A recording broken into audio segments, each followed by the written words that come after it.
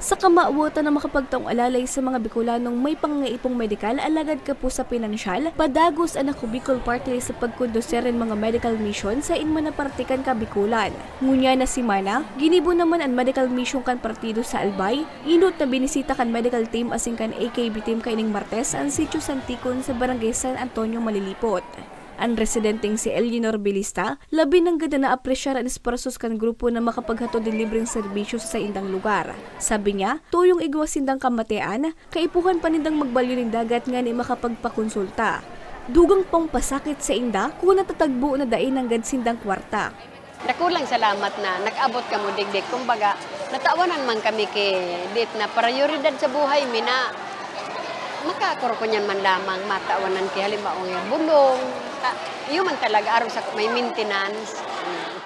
Sunod naman na pigdara ka sa udma kan grupo sa Barangay Sagkad, Malinaw, Albay ang medical mission para sa mga residenteng ini na ipapamati ng gad sa indakang partidoan sa indang importansya. Pasalamat ko man nga na nagpa-medical mission din kita. Nakalibre na ko. Dakulaon po ining katabangan, lalo-lalo na po sa panahon niya na halos po oral daw po ang oran. Dakulon po ang nagtiteriyo sa lugar na ini. Kaya po dakulaon mi pong pasalamat sa grupo pong ini, sa panginginot po ni Kong Joey, Kong Jel, asin sa saya pong mga pag-iriba.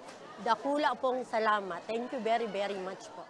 Presente man sa kada medical mission si Congressman Attorney Jill Bungalon, parte man ang aktibidad sa karahayan sa salud program kang partido.